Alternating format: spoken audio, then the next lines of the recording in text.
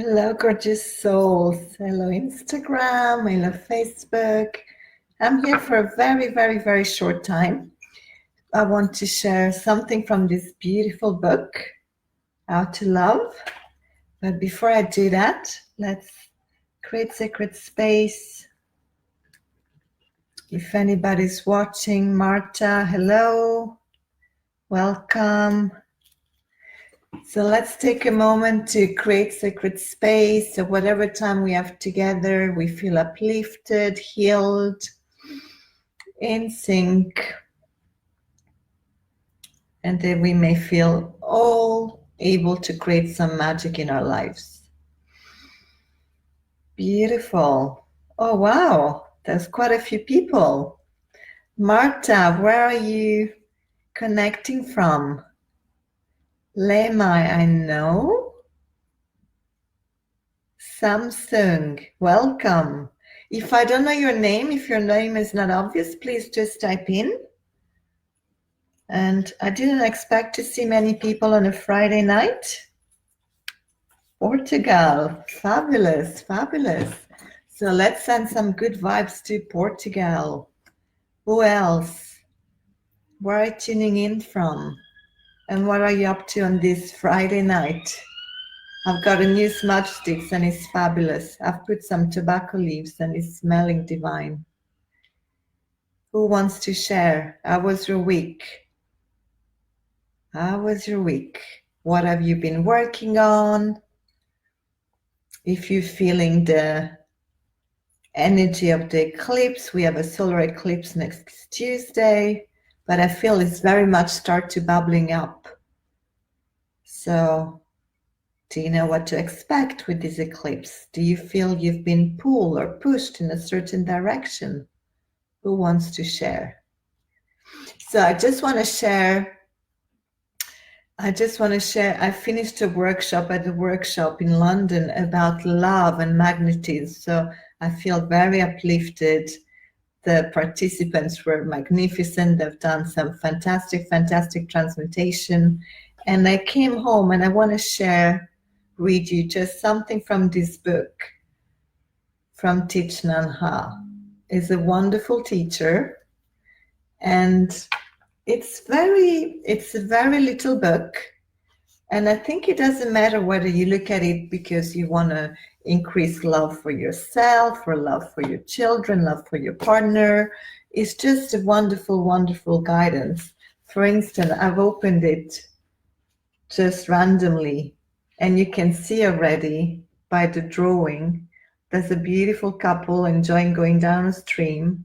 There's the moon. For people who know me, you know I love the moon. And I'll read you what it says. It says, loving mindfully. Love is a beautiful word, and we have to restore its meaning. When we say, I love hamburgers, we spoil the word. We have to make the effort to heal words by using them properly and carefully. You love the moon, Marta. True love includes a sense of responsibility and accepting the other person as she or he is, with all their strengths and weaknesses. If you only like the best thing in a person, that is not love. You have to accept him or her weaknesses and bring your patience, understanding, and energy to help them transform. This kind of love brings protection and safety. Actually, today I've asked the participants of the workshop what love's meant to them. And 2 people mentioned protection. So here we go. So loving mindfully. I'm going to read you another page, which I totally love, which says, feeding our love. So again, this love can be any type of love. So feeding our love. Each of us can learn the art of nourishing happiness and love. Everything needs food to live, even love. If we don't know how to nourish our love, it withers. When we feed and support our own happiness, we're nourishing our ability to love. I'll read that again. I sense it's important. When we feed and support our own happiness, we are nourishing our ability to love. That's why to love means to learn the art of nourishing our happiness. Is that clear? That's why to love means to learn the art of nourishing our happiness. So I think here the most important thing to take away is that happiness, we choose our happiness. Happiness doesn't come from another place, another person. Is not something that we're going to find outside of us. Yes, if we are in a beautiful sunset, yes, if we are with somebody we love, we're more inclined to feel happy. Yes, yes, yes. But happiness is not you delegating a responsibility to someone else. Yes, it's not about saying, I'm going to find happiness somewhere in somebody that is outside ourselves. If you're familiar with A Course in Miracle, even there you're going to find that happiness is not something exterior, but it's something that belongs to us. So when we think about love, I always say to my client, when you come and start the journey of love with me, we're not going to go out and search for love, but we're going to look within us what are the barriers towards love. So that when you work on yourself, and that's what we did during the workshop, when you work on yourself, then you're going to be able to attract more love. You're going to be able to increase your magnetism, and that's going to reverberate all across your relationship with others. But it's not the other way around. So you work on yourself, your love increase, your magnetism increase, you're struck to attract higher frequencies, and then everybody around you is going to benefit, or you're going to attract that soulmate, or you're going to attract that friendship. I always find in fertility as well, you need to connect with that soul that wants to come through you. So the more you expand your love, the more you're open, the more you're welcoming a new soul, then a child comes easier. But that's very deep, and it's not something to discuss on Instagram. So feeding our love. I'm going to bring one more page. Let's see. Goodwill is not enough. So that's an interesting one as well. Your good intentions are not enough. You have to be heartful. We may be filled with goodwill. We may be motivated by the desire to make the other person happy, but out of our clumsiness, we make them unhappy. Walking, eating, breathing, talking, and working are all opportunities to practice creating happiness inside you and around you. Mindful living is an art, and each of us has to train to be an artist. So here again, this page is saying walking, eating, breathing, talking, and working are all opportunities to practice creating happiness inside you and around you.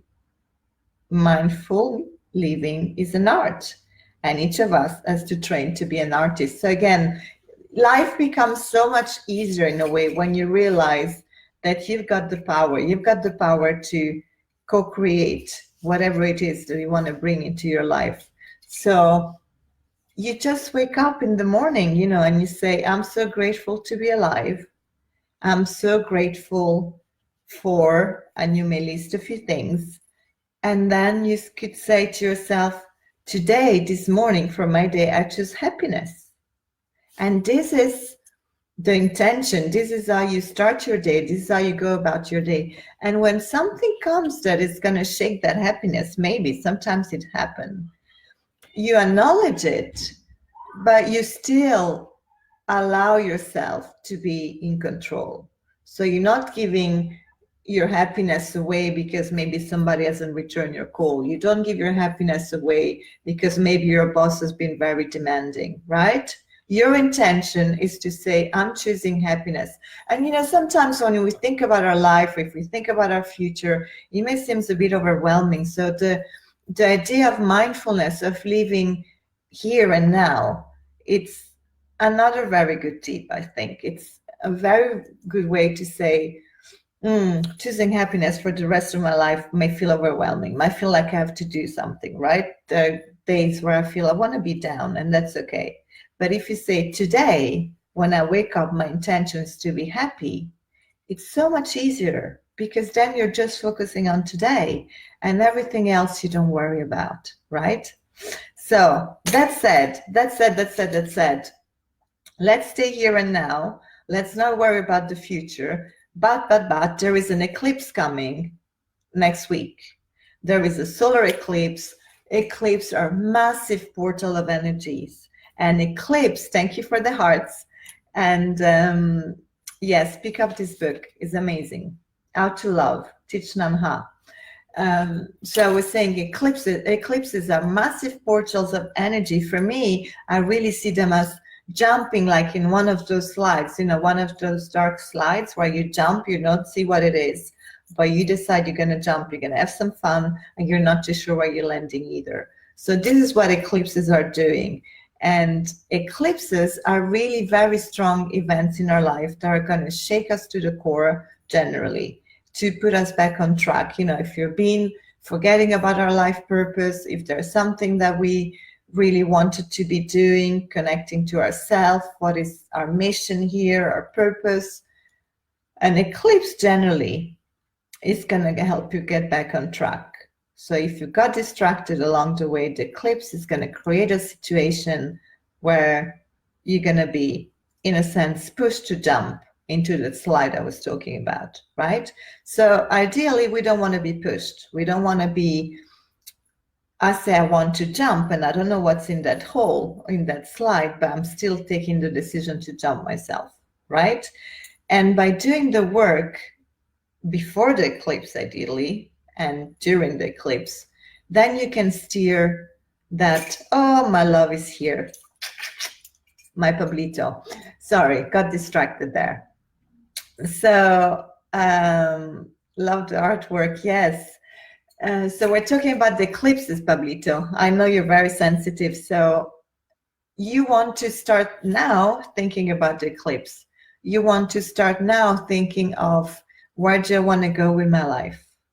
Where have I been distracted? What can I do to get back on track?